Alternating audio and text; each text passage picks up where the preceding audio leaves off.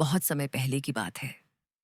उत्तर भारत के एक छोटे से पहाड़ी गांव में एक मासूम सी लड़की रहती थी, रश्मि। उसका नाम था रश्मि, लेकिन उसकी जिंदगी में रोशनी बहुत कम थी। रश्मि की माँ बीमार रहती थी और पिता नहीं थे। घर की हालत कमजोर थी और रश्मि रोज जंगल से लकड़ियां लाकर उन्हें बेचती थी ताकि दवाई और कुछ खाने का इंतजाम हो सके। रश्मि को पढ़ाई का बहुत शौक था, लेकिन स्कूल जाने के पैसे नहीं थे।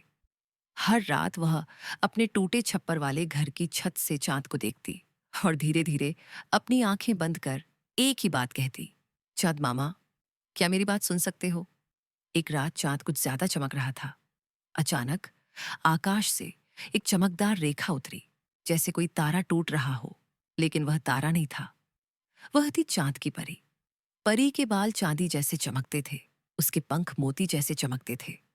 उसके हाथ में एक झोला था, जिसमें से रश्मि को किताबों, मिठाइयों और रंगीन सपनों की झलक दिख रही थी। परी मुस्कुराकर बोली, रश्मि, मैंने तुम्हारी पुकार सुनी। तुम जैसी नन्ही आत्माएं ही तो दुनिया में सच्चा जादू लाती हैं। फिर परी ने रश्मि को दिए उड़ने वाले चमकते जूते।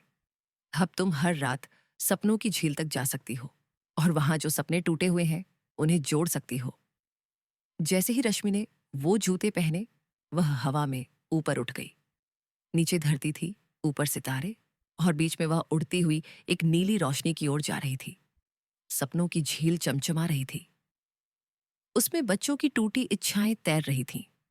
कोई डॉक्टर बनना चाहता था, कोई चित्रकार, कोई माँ के लिए दवा लाना चाहता था। रश्मि उन सपनों को छूती और वो सच में बदलने लगते। झील चमकने लगी, आसमान से रंग बरसने लगे और उसकी आंखों में विश्वास का जादू भर गया। लेकिन कुछ ही दिनों बाद झील धुंधली पड़ने लगी। परी ने बताया, लोग सपने देखना छोड़ रहे हैं, इसीलिए झील की रोशनी कम हो रही है। रश्मि गांव वापस आई और सब बच्चों से बोली, सपने देखना बंद मत करो। सपनों में ही वो जादू है जो जिंदगी बदलता है। अब गांव के सभी बच्चे हर रात चांद से बात करते, सपने देखते और मुस्कुराते। गांव में एक नया उजाला फैल गया, आशा, प्यार और विश्वास का। परी मुस्कुराते हुए आसमान में लौट गई और झील पहले से ज्यादा चमकने लगी। अब रश्मि सपनों की रानी के नाम से जानी जाने लगी। इसीलिए कहते हैं, सपने देखना मत छोड़ो, क्योंकि सपनों में ही वो जादू है जो हकीकत बदल सकता है।